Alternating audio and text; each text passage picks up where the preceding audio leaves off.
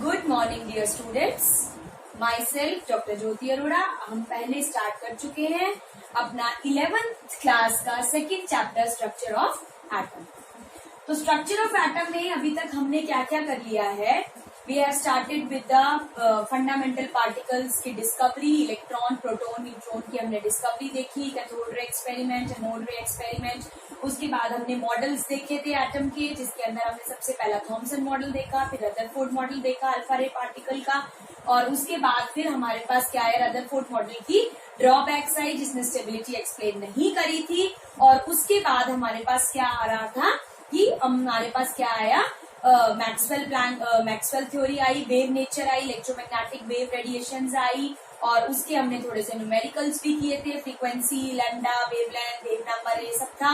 उसके बाद then we studied about the Planck's quantum theory, जिसने हमें ये स्टेबिलिटी ऑफ एटम को एक्सप्लेन किया कि जो एनर्जी एमिट हो रही है इलेक्ट्रॉन में से, that is not continuous, that is discontinuous and in the packets of quantum, या हम कह सकते हैं पैकेट्स ऑफ एनर्जी, जिसको उसने क्वांटम बोला या फोटोन भी उसने बोला। ठीक है, उसके बाद हमारे पास एक नया, और फिर उसके बाद हमने इलेक्ट्रोमैग्नेटिक रेडिएशन के बारे में पढ़ा, कॉस्मिक, गामा, इनकी हमने वो देखी, अल्फा, बीटा, गामा रेज, ये सारी टाइप की रेज होती हैं, इनकी फ्रीक्वेंसी क्या है, वेवलेंथ क्या है, and all that stuff. Now we will come to our next model, और जो हमने न्यूमेरिकल किए थे, किसी को भी कोई डाउट हो यू कैन कॉन्टैक्ट। ओके, तो नेक्स्ट हमारे पास आता है बोहर्स मॉडल।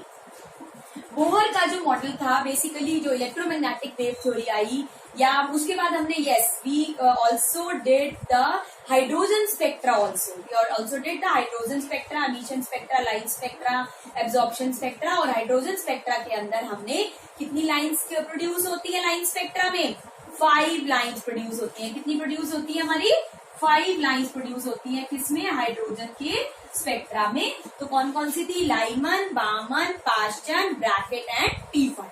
ठीक है, यूवी में था, विजिबल में था, आईआर में था, ये हमने सारा देखा था।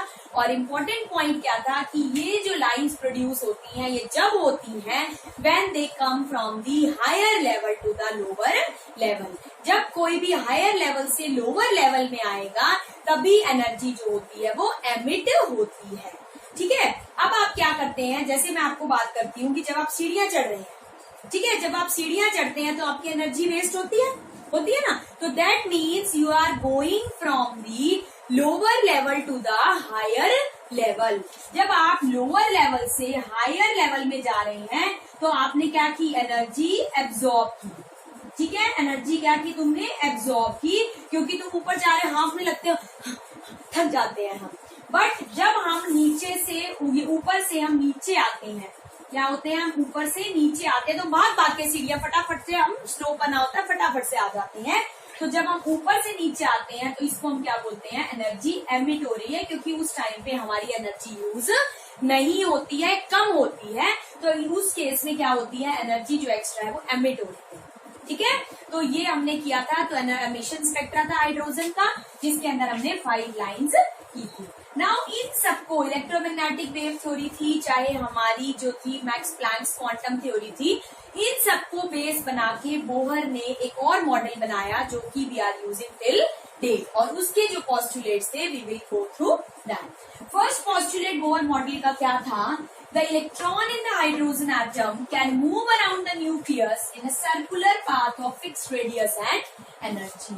उसने क्या बोला कि जो भी इलेक्ट्रॉन है वो मूव कर रहे हैं फिक्स्ड पाथ के अंदर, बट दीज ऑर्बिटल्स, ये जो ऑर्बिट्स हैं इसके, दे हैव फिक्स रेडियस। मतलब अगर हमने ये बनाया हुआ है, ये हमारे पास है, तो ये जो रेडियस रहेगा ये फिक्स रहेगा। ऐसा नहीं है कि हाइड्रोजन के अंदर ये है 1 एंगस्ट्रॉम का मान के मैं चल रही हूँ, अगर ये लिथियम हो जाता है तो ये रेडियस डिफरेंट हो जाएगा, नो डाउट डिफरेंट होगा, बट वो रेडियस बाहर का डिफरेंट होगा, बट जो ओवरऑल जो आपका वो है रेडियस रहेगा हर ऑर्बिट का, वो न्यूक्लियस से क्या रहेगा, सेम रहेगा। फिक्स रेडियस है उनका, और एनर्जी भी क्या है उनकी, फिक्स होती है। ठीक है, एनर्जी भी क्या है इनकी, फिक्स है, जो कि डिपेंड करती है एटम टू एटम। उसके बाद उसने क्या बोला, these paths are called orbit, stationary states, allowed energy states. इसको उसने क्या बोला, ऑर्बिट्स बोला, स्टेशनरी स्टेट्स बोला और अलाउड एनर्जी स्टेट्स बोला। इनकी एनर्जीज और रेडियस किस किस चीज पे डिपेंड करती है, we will come go through that also after this slide. Next उसने बोला बोर के मॉडल ने कि these orbits are arrange concentrically around the nucleus. Concentrically का मतलब कॉन्सेंट्रिक सर्कल्स होते हैं, means they have same centre. Concentric circles are the circles which have same centre. ठीक है, तो ये सर्कल है, these are the orbits and these orbits have the same centre. सबका जो है सेंटर सेम है बट एनर्जी और रेडियस उनका डिफरेंट है। ठीक है, तो these are arranged concentrically means with having same radius, okay, with having same with having same center. Next उसने बोला energy of an electron in an orbit does not change with time. Time के साथ साथ जो है energy change नहीं होती है। ठीक है, टाइम अगर बढ़ता जा रहा है, उनका वो घूम रहे हैं, रोटेट कर रहे हैं, बट उनका जो टाइम है उसके साथ एनर्जी चेंज नहीं होती। नेक्स्ट उसने बोला energy electron can move from lower to higher और हायर टू लोअर, बट जब वो लोअर से हायर जाता है energy level, when require amount of energy is absorbed. ये वैसे इलेक्ट्रोमैग्नेटिक वेव रेडिएशन ने भी एक्सप्लेन कर दिया था कि जब हम, ये लाइन स्पेक्ट्रम में भी एक्सप्लेन हो चुकी थी बात, कि जब हम लोअर टू हायर जाते हैं तो energy is always absorbed and when we go from higher to lower energy is always emitted. ठीक है, ये पॉइंट इलेक्ट्रोमैग्नेटिक वेव रेडिएशन ने भी बोल दिया था और बोहर ने उसके बाद कई एक्सपेरिमेंट्स करके एक्सप्लेन उसको किया। नेक्स्ट उसने फ्रीक्वेंसी दी, रेडिएशन एब्जॉर्ब, जो भी ये एनर्जी वो कह रहा है कि एब्जॉर्ब हो रही है या एमिट हो रही है, तो एनर्जी का कॉन्सेप्ट इसने काफी अच्छा दिया। उसने बोला कि एनर्जी अब उसने फ्रीक्वेंसी कैलकुलेट करी ऑफ द रेडिएशन एब्जॉर्ब्ड और emitted and it is given by frequency, ये है आपकी mu, which is given by delta E by h. Delta E क्या है, energy of one level, energy of the second level, higher level to lower level या lower level to higher level. जिस तरीके से भी एनर्जी एब्जॉर्ब हो रही है या एमिट हो रही है, ये हायर लेवल की है और ये क्या है, लोअर लेवल की एनर्जी है, तो it can be negative also. तो ये हम कैलकुलेशन न्यूमेरिकल्स जिसके मैं आपको सॉल्व करने के लिए दूंगी, you will come to know about this. ठीक है, नेक्स्ट उसने बोला angular momentum of an electron is quantized. जो इलेक्ट्रॉन का एंगुलर मोमेंटम है वो क्या है, क्वांटाइज्ड है, मतलब उसकी एक फिक्स वैल्यू है और उसने गिवन स्टेशनरी स्टेट के लिए MEVR is equal to NH upon 2π। तो क्वांटाइज्ड का मतलब है इट हैज फिक्स्ड वैल्यू, उसकी फिक्स्ड वैल्यू क्या है, NH अपॉन 2π। और ये क्या है, हमारा एंगुलर मोमेंटम, जिसके अंदर ये क्या है, मास ऑफ इलेक्ट्रॉन, ये वेलोसिटी जिससे वो घूम रहा है, this is radius of the orbit in which electron is moving. तो ये हमारे पास क्या है, मास ऑफ द इलेक्ट्रॉन। ठीक है, मास of electron, V is the velocity from which it is moving, R is the radius of the orbit in which electron is moving. This is the angular momentum and which is equal to, which is quantized, which is fixed and which is equal to NH upon 2π. H is everybody knows now till date that it is Planck's quantum. ठीक है, Planck's quantum this constant. ठीक है, ये Planck's constant भी हम बोल सकते हैं, this is Planck's constant. ठीक है, जिसकी वैल्यू हम तो देख चुके हैं 6.6 इंटू 10⁻34 जूल सेकंड। ओके, तो और ये हमारे पास क्या है, n, जिस ऑर्बिट में वो घूम रहा है वो वाला ऑर्बिट, H प्लैंक्स कांस्टेंट हो गया और 2π। तो ये वो उसने बोला कि एंगुलर मोमेंटम की उसने वैल्यू दी एक इलेक्ट्रॉन के लिए, वो पर्टिकुलर जिस ऑर्बिट में वो घूम रहा है उसके लिए उसने ये वैल्यू दी कि हर इलेक्ट्रॉन जो है, हर ऑर्बिट का अपना एक क्या होता है, इलेक्ट्रॉन का हर ऑर्बिट में घूमने के लिए क्या होता है, एंगुलर मोमेंटम होता है, वो की फिक्स होता है। लास्ट इसलिए उसने बोला कि electron can move only in those orbits, सिर्फ उन्हीं ऑर्बिट्स में इलेक्ट्रॉन घूम सकते हैं जिनका एंगुलर मोमेंटम क्या है, इंटीग्रल मोमेंटम है, means this n can only be integer. ठीक है, एन क्या है, ऐसे ही उसने एनर्जी का कॉन्सेप्ट दिया था प्लैंक्स क्वांटम थ्योरी ने कि जो एनर्जी है वो पैकेट्स में निकल रही है और एन जो है वो क्या है, क्वांटाइज्ड है, एन की वैल्यू इंटीजर है, फ्रैक्शन नहीं हो सकती। इसी तरीके से इसने एंगुलर मोमेंटम का कॉन्सेप्ट दिया कि जो एंगुलर मोमेंटम होता है that can be only the quantized value and that is only the integral momentum of h upon 2π, that means n cannot be whole, cannot be fraction. ठीक है, so these are the postulates of the Bohr's model and after this we will calculate particularly the radius and the energy, which is very important for you students. इसके entrance में भी numericals पूछे जाते हैं और even आपके जो board exams हैं, इवन जो भी एग्जाम्स आपके 11th 12th में होंगे, 12th तक ही आपकी जो चीजें हैं ये काम आएंगी. How to calculate the radius and energy of different orbitals of different atoms. How it is dependent on the orbit number, how it is dependent on the atomic number of a particle of an atom. ठीक है, तो ये जो energy और radius की जो बात थी ये पर्टिकुलरली किसने दी थी? बोहर्स ने दी थी. And all the other things he normally took from the Planck's quantum theory और you can say electromagnetic wave theory. But no doubt energy and radius was calculated by the Bohr. Okay, ठीक है. तो next अभी हम क्या करेंगे, इसके बाद we will calculate the energy and the radius of the और different orbits of different atoms. अब क्या हुआ, हमने now we will come to the energy and the radius of stationary states. And जो मोस्ट इंपॉर्टेंट पार्ट मैं आपको बोल रही थी, he first told us the stationary states for electron are numbered n is equal to 1, 2, 3 and so on, and these integral numbers are known as principal quantum number. उसने ये बोला कि जिस जिस ऑर्बिट में इलेक्ट्रॉन्स मूव कर रहे हैं उनका कुछ नाम है. क्या नाम है उसने बोला, सबका मिला के they are known as principal quantum numbers. ठीक है, जो हमने जैसे ये n की वैल्यू दी है, n इज इक्वल टू 1, तो इसका मतलब जो फर्स्ट और यहाँ पर अगर इलेक्ट्रॉन घूम रहा है, फर्स्ट ऑर्बिट में जो इलेक्ट्रॉन घूम रहा है उसका प्रिंसिपल क्वांटम नंबर क्या है? 1. जो सेकेंड ऑर्बिट में इलेक्ट्रॉन घूम रहा है उसका प्रिंसिपल क्वांटम नंबर क्या है? 2. और अगर सेकेंड ऑर्बिट में 2 इलेक्ट्रॉन घूम रहे हैं तो उन दोनों का ही प्रिंसिपल क्वांटम नंबर क्या होगा? 2. अगर 4 इलेक्ट्रॉन थर्ड ऑर्बिट में घूम रहे हैं तो उन चारों इलेक्ट्रॉन का प्रिंसिपल क्वांटम नंबर क्या होगा? 3. ठीक है, तो इस तरीके से उसने ये बोला कि जिस ऑर्बिट में इलेक्ट्रॉन घूम रहे हैं उन ऑर्बिट्स, उन पर्टिकुलर इलेक्ट्रॉन का क्या है, एक प्रिंसिपल क्वांटम नंबर है और वो प्रिंसिपल क्वांटम नंबर की वैल्यूज क्या है? 1, 2, 3 एंड सो ऑन. इसके अलावा और भी क्वांटम नंबर्स आए, azimuthal quantum number, magnetic quantum number and spin quantum number. उसके बारे में हम इसके बाद जब बोर मॉडल हमारा खत्म हो जाएगा then we will discuss about that. Second thing उसने क्या कैलकुलेट की, रेडियस कैलकुलेट किया and radius he calculated Rn is equal to n square a not.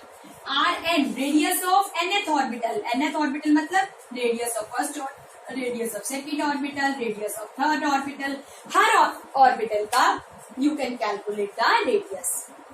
ठीक है, और a naught is the constant जो कि हर रेडियस की वैल्यू में आपको मल्टीप्लाई करना है. ठीक है, ए नॉट क्या है? ए नॉट को उसने नाम दिया बोहर्स ऑर्बिट, या इसको हम ये कह सकते हैं बोहर्स रेडियस.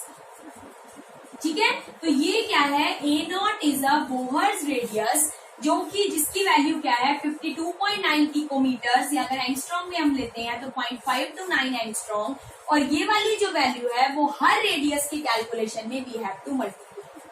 ठीक है, जैसे कि मैंने यहाँ पर n को 1 पुट किया, मतलब फर्स्ट ऑर्बिट का मैंने रेडियस निकालना है, तो R1 is equal to 1 square a naught, R2 is equal to 2 square a naught, R3 is equal to 3 square a naught. तो a नॉट तो सब में आएगा और a नॉट की वैल्यू क्या है? 0.5 to 9 एंगस्ट्रॉम और 52.9 पिकोमीटर्स. बात समझ में आई?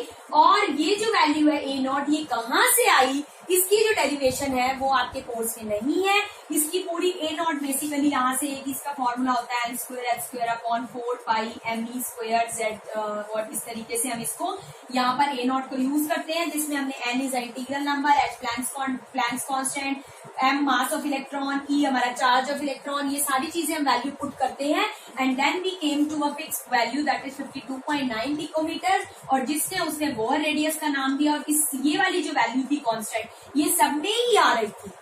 ठीक है, सारे कैलकुलेशंस में आ रही थी. So he give it a name that is a naught. समझ में आई बात की? तो ये ए नॉट कहाँ से आया, कांस्टेंट वैल्यू कहाँ से, एकदम से नहीं उड़ के आ गई यहाँ पर. It came from a very long experiments और वो जो है वो इस तरीके से एक हमारे पास टर्म थी जिसको उसने कैलकुलेट किया, वैल्यूज पुट की, क्योंकि हमें मास पता है इलेक्ट्रॉन का, चार्ज पता है, एक्स की वैल्यू पता है, एन तो हमने यहाँ पर अलग से रख ही लिया है, ठीक है, क्योंकि एन चेंज होता जा रहा है। तो ये वाली जो इनफैक्ट अगर एन को भी हम छोड़ दें तो इस तरीके की एक वैल्यू है जिसको सॉल्व करके ए नॉट की वैल्यू आती है, ठीक है। तो इसीलिए this comes in each and every और रेडियस के ऑर्बिट में ये आती है। तो अब हमने यहाँ से देखा कि ये तो कांस्टेंट हो गई, इसका मतलब रेडियस जो है वो किसके वो है, प्रोपोर्शनल है, एन स्क्वायर के प्रोपोर्शनल है। मींस जैसे जैसे ऑर्बिट का नंबर बढ़ता चला जाएगा रेडियस बढ़ता चला जाएगा, ये तो सबको पता है, ठीक है ना। रेडियस जो है वो ऑब्वियसली फर्स्ट का कम होगा, सेकंड का ज्यादा होगा, फिर थर्ड का और ज्यादा होगा। तो मतलब क्या हुआ कि नंबर ऑफ ऑर्बिट, जब ऑर्बिट का नंबर बढ़ता चला जा रहा है तो रेडियस की वैल्यू भी बढ़ती चली जा रही है। तो R N is directly proportional to N square. Next हमारे पास उसने क्या कैलकुलेट करी, एनर्जी कैलकुलेट करी। एनर्जी जो कैलकुलेट करी, ई एन कैलकुलेट करी, वो किसके बराबर थी, minus R H multiply by 1/n square. अब ये आर एच क्या है, हमारा रिडबर्ग कांस्टेंट, जो हमने हाइड्रोजन स्पेक्ट्रा में भी पढ़ा था। और ये वैल्यू भी कहाँ से आई, जैसे इसमें ए नॉट आया ऐसे ही इसकी वैल्यू भी इस तरीके से उसने ये वेलोसिटी ऑफ इलेक्ट्रॉन और वो सब हमने उसमें रखा, बिल्कुल सेम ऐसे ही, ऐसा ही हमारे पास एक एक्सप्रेशन था और उसने उसको रखा। तो यहाँ पर हमारे पास क्या आ गई, आर एच की वैल्यू आ गई। और आर एच जो था वो इसकी रिडबर्ग कांस्टेंट की वैल्यू जो थी वो कितनी थी हम पढ़ चुके हैं, 109,677 सेंटीमीटर इनवर्स या 2.18 इंटू 10⁻⁻18 जूल्स। अगर हम इसको जूल्स से कन्वर्ट करेंगे तो it comes out to be this value. अब ये माइनस का जो कहानी है, ये माइनस की कहानी अभी हम देखेंगे। पहले हम यहाँ पर ये देख रहे हैं कि जो ई एन है that is inversely proportional to N square. तो अब क्या हुआ, अब हमारे पास हम पहले हम माइनस की कहानी देख लेते हैं कि जब n is equal to infinity है, मीन्स इलेक्ट्रॉन जो है वो इनफाइनाइट ऑर्बिटल में प्रेजेंट है, मतलब बहुत आगे तक हमें उसका नंबर नहीं पता है, उस ऑर्बिट में अगर इलेक्ट्रॉन प्रेजेंट है तो इसका मतलब क्या हुआ, फ्रॉम द न्यूक्लियस। तो अगर हमने यहाँ पर इन्फिनिटी लगाया तो एनर्जी क्या आ गई, 0 आ गई, ठीक है। तो इसका मतलब जब n is equal to infinity तो energy of the orbit, that particular orbit is equal to 0। यहाँ तक आ गई बात समझ। नेक्स्ट अब हम आते हैं कि माइनस की क्या बात है, when electron is attracted by the nucleus. मैंने तुम्हें पहले भी बात बताई है कि जब इलेक्ट्रॉन हायर लेवल से लोअर लेवल में आता है, ठीक है, जैसे ये इलेक्ट्रॉन है, ये प्रोटॉन हो गए, न्यूट्रॉन हो गए। अब ये यहाँ से यहाँ आया, सपोज यहाँ से यहाँ आया, ठीक है, हायर से कहाँ आया, लोअर में आया, मतलब n इज इक्वल टू 3 से कहाँ पहुंच गया, n इज इक्वल टू 1 पे अगर इलेक्ट्रॉन पहुंच गया तो वो कैसे पहुंचा, कैसे आया, इसका मतलब इलेक्ट्रॉन जो है that is attracted towards the nucleus. वो क्या हुआ है, अट्रैक्ट हुआ है न्यूक्लियस की तरफ, ठीक है। तो वो क्या हो गया, एनर्जी, तो उससे क्या होती है, एनर्जी एमिट होती है, मैंने पहले ही बताया तुम्हें।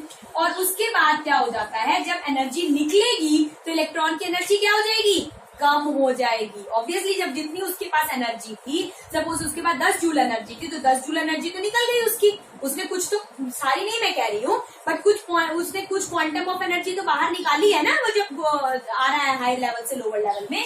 तो इसका मतलब क्या हुआ, एनर्जी क्या हो गई, कम हो गई। इसीलिए यहाँ पर क्या वैल्यू लगी हुई है, माइनस का साइन हमारे पास लगा हुआ है। आई बात समझ में। तो जब भी एनर्जी जो है एमिट होती है, जब कोई भी इलेक्ट्रॉन हायर लेवल से लोअर लेवल की तरफ आता है, energy is always emitted and the value of energy becomes negative. Okay, तो बोर्स थ्योरीज। अब क्या हुआ, तो ये नेगेटिव की वैल्यू समझ आ गई, ये आर एच रिडबर्ग कांस्टेंट है, जैसे यहाँ ए नॉट था एनर्जी में, ये आर एच था, और यहाँ पर एन स्क्वायर के डायरेक्टली प्रोपोर्शनल था, यहाँ पर एन स्क्वायर के ये इनवर्सली प्रोपोर्शनल है, क्योंकि हम देखते चले जा रहे हैं कि यहाँ पर जब n इक्वल टू इन्फिनिटी है तो 0 हो गई वैल्यू। इसका मतलब जैसे जैसे नंबर ऑफ ऑर्बिटल हमारा कम होता चला जाएगा, एनर्जी बढ़ती चली जाएगी। मतलब जब n इन्फिनिटी है, n बढ़ता चला गया, n अगर बढ़ता गया तो एनर्जी कम होती गई, 0 पे पहुंच गई। तो अगर n हमारा कम होगा तो एनर्जी ज्यादा होगी, n हमारा ज्यादा होगा मतलब बहुत दूर होगा अगर इलेक्ट्रॉन, तो उसकी एनर्जी कम होगी, ठीक है। अब हमारे पास आता है कि बोर्स थ्योरीज अप्लाई टू और भी एटम्स पे अप्लाई हो रही थी, ये हीलियम प्लस पे, आयंस पे अप्लाई हो रही थी, हीलियम प्लस पे, लिथियम 2 प्लस पे, बेरिलियम 3 प्लस पे भी ये अप्लाई होती है। तो इसमें एनर्जी जो है, अब ये हीलियम है, लिथियम, बेरिलियम है, तो इनका डिफरेंस क्या हुआ, इलेक्ट्रॉन तो रहेगा किसी ना किसी ऑर्बिट में, तो एन तो कोई दिक्कत नहीं है, एन तो हमारा ऐसे ही आर एन के अंदर, रेडियस के अंदर डायरेक्टली प्रोपोर्शनल रहेगा एन स्क्वायर के, और एनर्जी में इनवर्सली प्रोपोर्शनल रहेगा। फर्क कहाँ पर आएगा, अब इनके हमें एटॉमिक नंबर्स भी लेने पड़ेंगे ना एटॉमिक नंबर्स, क्योंकि हाइड्रोजन का एटॉमिक नंबर तो 1 था, इसलिए हमने बॉदर ही नहीं किया, वहां पर हमने कहीं नहीं लिखा जेड, कहीं नहीं लिखा एटॉमिक नंबर, कहीं यूज नहीं किया, because he calculated first these values for particularly hydrogen atom. ठीक है, तो हाइड्रोजन एटम के लिए जब उसने कैलकुलेट किया तो उसका तो जेड था 1, तो जेड कहीं भी आए, ऊपर आए, नीचे आए, स्क्वायर आए, क्यूब आए, कुछ फर्क नहीं पड़ता। But after that when he calculated the values for different atoms of different atomic numbers except one, then he found that the energies and the radius is dependent on the atomic numbers also. समझ में आई, परमाणु संख्या के भी ऊपर depend करता है ये एनर्जी और रेडियस। तो उसने फिर कैलकुलेट किया energy of radius, energy of the electron in a particular orbit, ये तो वैल्यू उसकी सेम थी, रिडबर्ग कांस्टेंट वाली थी, तो ये आ गया जेड स्क्वायर के डायरेक्टली प्रोपोर्शनल हो गया, En is equal to Rydberg constant into Z square upon N square joules. और अगर उसने रेडियस कैलकुलेट किया तो वहां पर z के इनवर्सली प्रोपोर्शनल हो गया, मतलब z कम होगा तो r ज्यादा होगा, z ज्यादा होगा तो r कम होगा।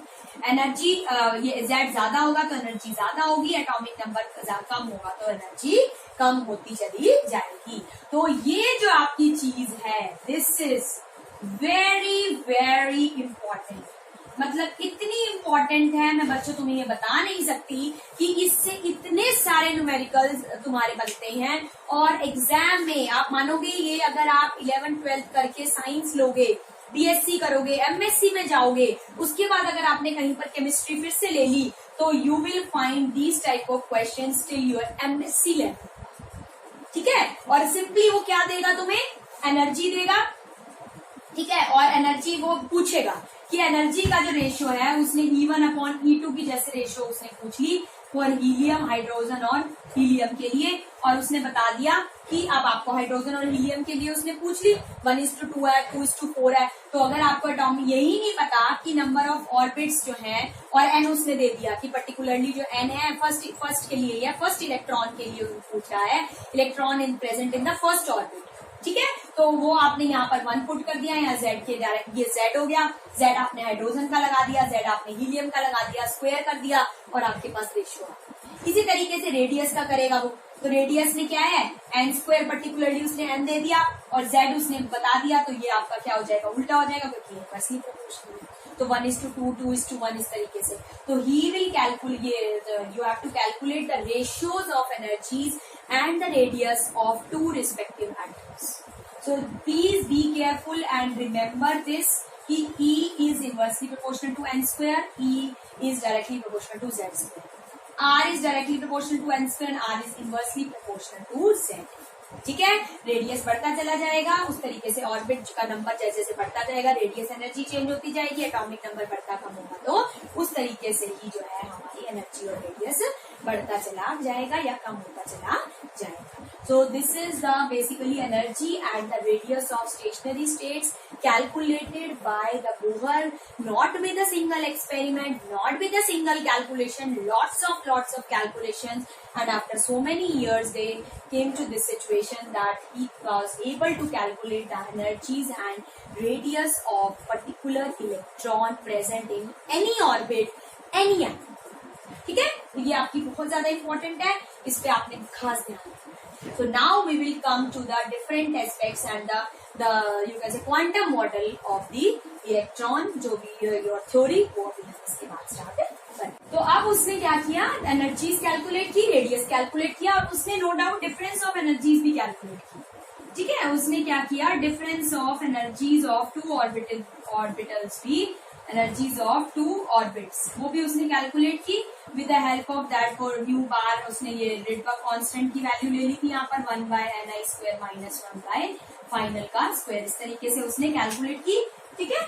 तो अब हमारे पास आता है कि ये इस तरीके से उसने चीजें जो है हमें पोस्टुलेट्स दी, एनर्जीज दी। Now we come to the limitations of Bohr's model. So it is unable to explain the doublet of lines. What is you mean by doublet of lines?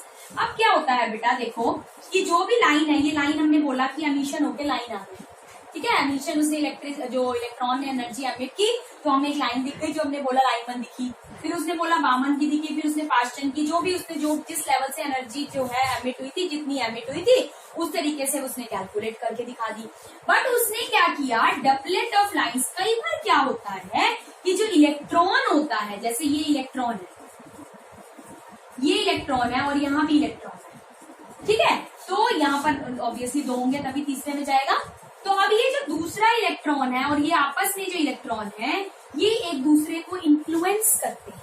मतलब एक दूसरे के ऊपर, जैसे अब हम घर में 5 लोग रह रहे हैं, 4 लोग रह रहे हैं, तो ऑब्वियस सी बात है एक की कोई भी हरकत का दूसरे पे पूरा इफेक्ट पड़ता है ना, चाहे वो बड़ा हो चाहे छोटा, छोटा होगा तो ज्यादा पड़ेगा, बड़ा होगा तो कम पड़ेगा। इसी तरीके से अगर ये इलेक्ट्रॉन भी घूम रहा है, ये इलेक्ट्रॉन भी घूम रहा है, तो इसने इसके ऊपर क्या इम्पैक्ट डाला, इसने इसके ऊपर क्या इम्पैक्ट डाला, तो इसकी वजह से क्या होता है, हमारे पास लाइंस आ जाती हैं, ठीक है। और इसी तरीके से प्रोटॉन्स भी चेंज होते जा रहे हैं नंबर, न्यूट्रॉन्स भी चेंज होते जा रहे हैं। तो उन नंबर को चेंज होने से क्या होता है कि एक दूसरे पे इन्फ्लुएंस डालते हैं, तो उसकी वजह से ये जो लाइन होती है, ये एक की जगह पे कई बार क्या आ जाती है, एक ही जगह पे लाइमन में, जैसे मान के चलो 2 लाइन आ गई, एक बड़ी आ गई एक छोटी आ गई, दोनों बड़ी आ गई, एक छोटी, ये हो गई एक बड़ी एक छोटी, फिर एक बड़ी आ गई। तो इस तरीके से एक ही लाइन जो है वो टूट जाती है अलग अलग लाइंस में, अलग अलग उनको हम सिग्नल्स बोलते हैं, ठीक है। जब स्पेक्ट्रोस्कोपी वगैरह आती है, जब तक 12th क्लास के एंड में थोड़ा थोड़ा हम तक समझाने लगते हैं, हाइड्रोजन स्पेक्ट्रा वगैरह जो होता है वो उसमें आ जाता है। तो ये स्प्लिटिंग ऑफ लाइंस का जो उसने है, मतलब डबलेट ऑफ लाइंस, मतलब स्प्लिटिंग ऑफ लाइंस, लाइन जो है वो स्प्लिट कर जाती हैं। Why? Because of the vicinity of electrons and protons. उनके आसपास जो भी इलेक्ट्रॉन्स या प्रोटॉन्स होती हैं, वो इस तरीके का प्रभाव डालते हैं वो, कि ये लाइंस जो है वो टूट जाती हैं। जितने इलेक्ट्रॉन्स होते हैं उसके हिसाब से टूटती है। तो ये बहुत सारी कंडीशंस होती है, मैं अभी आपको इतना एक्सप्लेन नहीं कर सकती हूँ, but just I am giving you a hint that what is basically the doublet of lines. तो उसने ऐसा कुछ भी एक्सप्लेन नहीं किया। वो कैसे करता है explain? He is not unable to explain the spectrum of atoms having more than 2 electrons. अब तुम देखो, उसने बेरिलियम 3 का किया प्लस, ठीक है, उसने किया हीलियम प्लस का। तो हीलियम प्लस में, हीलियम में कितने इलेक्ट्रॉन्स होते हैं? 2 होता है इसका एटॉमिक नंबर, एक उसके अंदर से चला गया तो क्या हो गया, 1 इलेक्ट्रॉन बच गया। बेरिलियम का कितना होता है एटॉमिक नंबर? 4 होता है ना, इसमें से 3 इलेक्ट्रॉन चले गए तो एटॉमिक फिर कितना बचा? 1 इलेक्ट्रॉन बच गया। इसी तरीके से लिथियम 2+ उसने एक्सप्लेन किया, तो लिथियम का कितना एटॉमिक नंबर है? 3, 2 इलेक्ट्रॉन चले गए, कितने इलेक्ट्रॉन बचे? 1 इलेक्ट्रॉन बचा। तो उसने जो है एक्सप्लेन किस किस का किया? हीलियम प्लस का, लिथियम 2+ का, बेरिलियम 3+। मतलब सब में कितने इलेक्ट्रॉन है? 1 इलेक्ट्रॉन है। तो जब इलेक्ट्रॉन ही 1 है तो उसकी विसिनिटी में कुछ है ही नहीं, तो उसको कहां से एक्सप्लेन करेगा? उसको कुछ एक्सप्लेन नहीं किया उसने, ठीक है। तो he could not explain the spectrum of atoms having more than 2 electrons, even more than 1 electron में भी उसको जो था उसने स्प्लिटिंग को एक्सप्लेन नहीं किया। नेक्स्ट उसने क्या किया? नहीं किया, इट इज या model it is not able to explain the splitting of spectral lines. अब क्या होता है कि जब इलेक्ट्रॉन को हम कोई भी मैग्नेटिक या इलेक्ट्रिक फील्ड में रखते हैं, तो फिर उससे भी उसकी स्प्लिटिंग होती है, ठीक है। तो इलेक्ट्रिक फील्ड को बोलते हैं हम स्टार्क इफेक्ट, और मैग्नेटिक फील्ड को हम क्या बोलते हैं? ज़ीमैन इफेक्ट। ये फिजिक्स में भी आपका आ जाएगा। Just splitting of lines due to electric field या electric effect is known as Stark effect. Splitting of lines due to the magnetic field is known as Zeeman, ठीक है। तो ये हमारे पास होता है ज़ीमैन, ये इलेक्ट्रिक एंड मैग्नेटिक इफेक्ट। तो जब मैग्नेटिक और इलेक्ट्रिक इफेक्ट हमने लगाए तो स्प्लिटिंग जो है लाइंस की दिखाई दी, बट उसने एक्सप्लेन नहीं।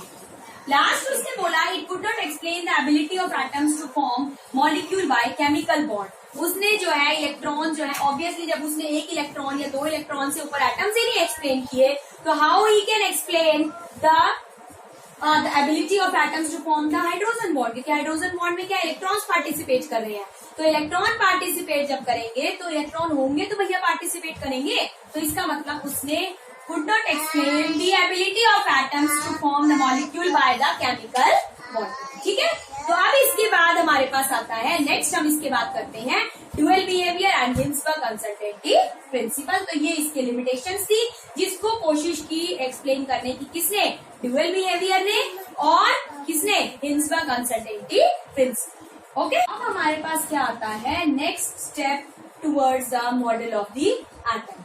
तो नेक्स्ट स्टेप हमारे पास आता है quantum mechanical model of atom.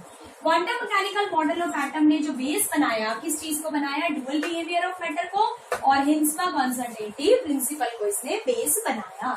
तो और नो डाउट अबाउट इट कि जो एनर्जी रेडियस की जो वो थी, कॉन्सेप्ट्स थे, जो न्यूमेरिकल्स थे, जो उसने फॉर्मूलाज दिए, वो अभी तक चल रहे हैं। They were absolutely correct in the view of quantum mechanical model और बोहर मॉडल और रदरफोर्ड मॉडल। किसी भी मॉडल पे वो आप जो एनर्जी और रेडियस का जो कॉन्सेप्ट है अगर अप्लाई करोगे, it will continue to follow.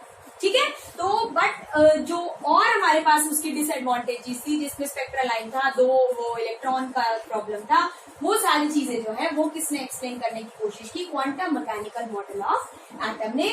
और उसने किसको बेस बनाया, ड्यूअल बिहेवियर ऑफ मैटर को और हिल्सबर्ग अनसर्टेनिटी प्रिंसिपल को उसने बेस बनाया।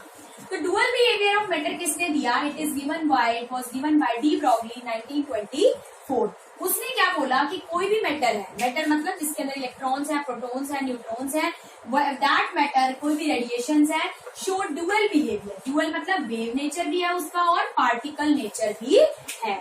जैसे हमने बॉल फेंकी, बॉल है हमारे पास, ये पेन है, कुछ भी, कोई भी मैटर है, कोई भी मैटर है, मैंने इसको थ्रो किया, ठीक है, तो हमें थ्रो करते हुए ये ऐसे वेव की तरह, ये जो कह रहा है ना वेव नेचर है, इस तरीके, वेव तो इस तरीके से चलती है, इसका एक क्रस्ट होता है और एक ट्रफ होता है। तो इस तरीके से अगर मैंने इसको फेंका तो हमें दिखाई नहीं देगी। ठीक है, दिखाई क्यों नहीं देगी, क्योंकि ये बड़े ऑब्जेक्ट्स है, बट होगा, नो डाउट इसका जो है वो नेचर होगा, वो नहीं दिखाई देगी, वो भी अब एक्सप्लेन मैं आगे कर रही हूँ। तो उसने ये बोला कि कोई भी मैटर है, चाहे वो बड़ा है चाहे वो छोटा है, each matter has momentum as well as wavelength, क्योंकि उसका वेव पार्टिकल है तो वेवलेंथ होगी, पार्टिकल नेचर है तो मोमेंटम होगा। ठीक है, तो वेव नेचर के लिए वेवलेंथ है, पार्टिकल नेचर के लिए मोमेंटम है। तो उसने जो दोनों को मिक्स करके वेव और पार्टिकल नेचर का जो फॉर्मूला था उसने मिक्स करके ये दिया कि लैम्डा जो है that is equal to h upon M V. अभी तक सिंपल हम लैम्डा क्या पढ़ते आ रहे हैं, वेवलेंथ क्या है, डिस्टेंस क्या है, यही पढ़ते हैं ना, डिस्टेंस जो है वो स्पीड है, टाइम है, इसके हिसाब से हम पढ़ते आ रहे हैं। बट यहाँ पर उसने जो इसको हमें एक्सप्लेन किया, lambda is equal to h upon M V, जिसके अंदर h जो हमारा प्लैंक्स कांस्टेंट है वही h है। ठीक है, तो ये जो h है ये वही रहेगा। एक चीज आपको बेटा ध्यान रखनी है, जब भी फॉर्मूलाज आप लिखोगे केमिस्ट्री के अंदर और फिजिक्स के अंदर, so there is a precise form of writing the formula. क्या इसका कहने का मतलब है कि यहाँ पर अगर मैंने h स्मॉल लिखा है तो स्मॉल ही लिखना है, कैपिटल H आप लिखोगे तो इसका मतलब कुछ और होगा। समझ में आई बात की, और स्मॉल h होगा तो इसका मतलब कुछ और। तो स्मॉल h का मतलब, अब हमने टेम्परेचर T को देखो, कैपिटल T स्मॉल t, दो चीजें है ना हमारे पास। तो कैपिटल T जो हम यूज करते हैं वो टेम्परेचर के लिए करते हैं और स्मॉल t हम यूज करते हैं टाइम के लिए करते हैं। तो वर्ड तो अल्फाबेट तो T ही है ना, but it has different meanings. आई बात समझ। तो इसीलिए जो केमिस्ट्री होती है वो इंग्लिश से हटके है थोड़ी सी। इंग्लिश में आप कैपिटल में लिखो चाहे स्मॉल में लिखो, लिटरेचर में फर्क नहीं पड़ता, नो डाउट उसमें भी ग्रामर में फर्क पड़ता है, common noun, proper noun and all that, but इसके अंदर जो है इसमें तो भाई पूरी केमिस्ट्री ही चेंज हो जाएगी तुम्हारी। यहाँ हम लिख रहे हैं टेम्परेचर और तुम लिख रहे हो टाइम। क्या है भैया, टाइम चाहिए, तुम टेम्परेचर दिखा रहे हो। समझ में आई ना। इसी तरीके से कैपिटल के स्मॉल के, ठीक है, कैपिटल के का अपना मीनिंग है, स्मॉल के का अपना मीनिंग है। कैपिटल के नॉर्मली हम यूज करते हैं केल्विन के लिए जो टेम्परेचर की यूनिट है, और स्मॉल के जो है वो हमारा बोल्ट्जमैन कांस्टेंट वगैरह होता है जो आप आगे पढ़ोगे। तो इसी तरीके से बहुत सारे ऐसे अल्फाबेट्स हैं जो कि कैपिटल में कुछ है और स्मॉल में कुछ है। Capital A is Arrhenius constant, small a is van der Waals constant, lots of difference भाई। ठीक है, तो इसी तरीके से यहाँ पर अगर मैंने लिखा है एट स्मॉल तो वही प्लैंक्स कांस्टेंट रहेगा, चाहे मैं उसको फिजिक्स में यूज कर लूं चाहे मैं उसको केमिस्ट्री में यूज कर लूं।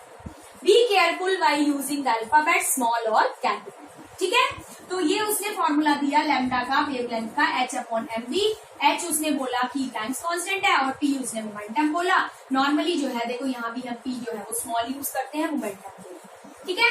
तो लैम्डा भी आ गया, वेवलेंथ भी आ गई, मोमेंटम भी आ गया। तो इसका मतलब क्या हुआ कि जो भी आपका मैटर है उसमें वेव नेचर भी है और पार्टिकल नेचर भी है।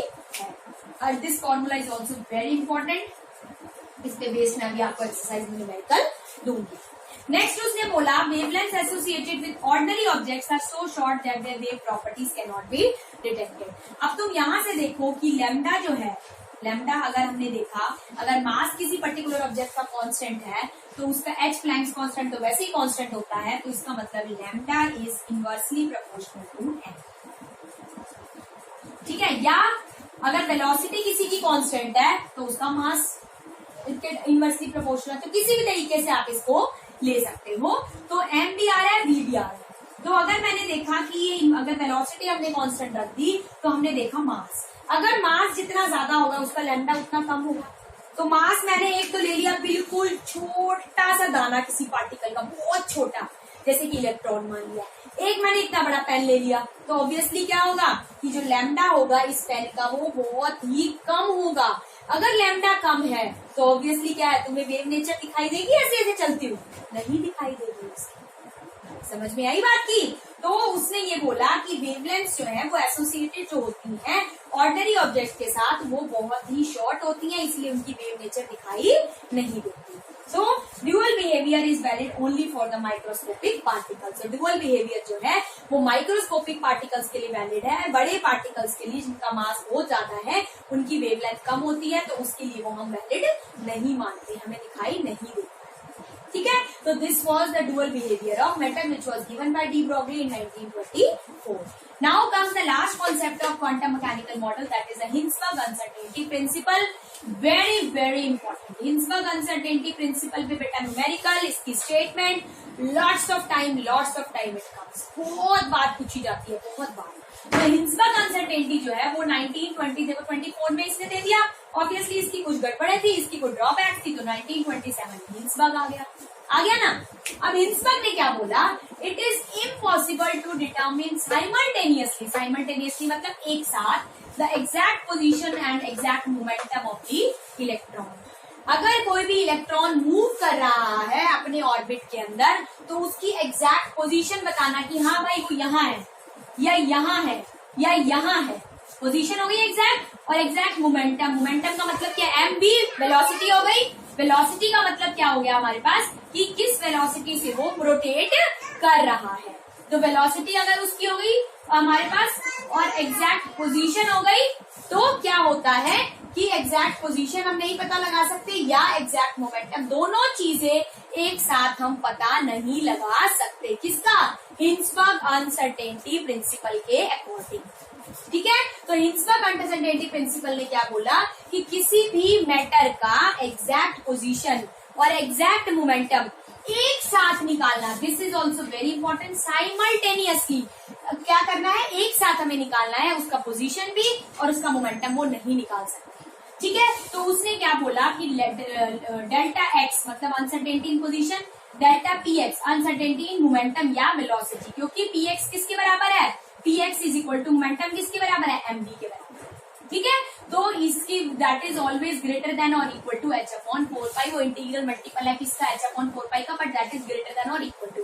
न्यूमेरिकल्स में हम यूज करते हैं हमेशा इक्वल टू का sign, but exactly it is not equal to, ठीक है। It is always greater than और इक्वल टू एच अपॉन 4 तो अब पी एक्स को हमने ले लिया एम बी एक्स, तो अब जो हमारे पास ये है वेलोसिटी है उसकी चेंज हो रही है, तो हम यहाँ से ले सकते हैं, तो that is greater than equal to H upon 4 M. तो अगर हमें निकालना हो, अगर मास कांस्टेंट दे रखा हो तो हम इसको डेल्टा वी एक्स कर लेते हैं। तो इसने यही बोला है ना कि वेलोसिटी नहीं पता लगाई, मास तो पता है हमें इलेक्ट्रॉन है, मास तो हमें पता है इलेक्ट्रॉन है, तो इलेक्ट्रॉन की हमने पोजीशन भी निकालनी है और हमें वेलोसिटी भी निकालनी है। तो एक ही टाइम पे हम बताएं कि हाँ भैया ये इस पोजीशन पे भी है और इस उस पे भी है, कहाँ से पता लगाएंगे? हम नहीं पता किस वेलोसिटी से चल रहा है और इस पोजीशन पे है, हम नहीं पता लगा सकते। This was given by Heisenberg uncertainty principle, ये उसका फॉर्मूला था। और सिग्निफिकेंस क्या उसने दी? It rules out the existence of definite paths और trajectories of electrons and other similar objects. उसने ये बोला कि हम एग्जैक्ट जो पाथ, हम ये कहें कि हाँ एग्जैक्टली वो इसी जगह पे इसी वेलोसिटी से घूम रहा है, एग्जैक्ट ये ट्रैजेक्टरी है उसकी, हम ये नहीं कह सकते। ठीक है, तो नेक्स्ट टर्म इसके बाद हमारे पास क्या आया? प्रोबेबिलिटी। क्या आया हमारे पास? प्रोबेबिलिटी। मतलब प्रोबेबिलिटी है कि हाँ, हम ये कह सकते हैं कि 80% हम कह सकते हैं कि इस जगह पे है, 80% हम ये कह सकते हैं इस वेलोसिटी से घूम रहा है, but we are not sure about it. We can not say 100% that it is moving with such speed at particular this position. समझ में आई? तो this was given by the quantum mechanical model आया, दो लोगों ने इसको मेनली पहले एक्सप्लेन किया, उसके बाद हमारे पास क्या आ जाता है? क्वांटम मैकेनिकल मॉडल, जिसमें श्रोडिंगर वेव इक्वेशन आती है, थोड़ी सी हम वो एक्सप्लेन करेंगे, just 1-2 lines, and then we will switch over to the shapes of orbitals and all that. So today our lecture will ends here. I will give you that numerical part also, explain भी मैंने कर दिया है, अच्छे से इसको देखना है और समझना है। Thank you so much.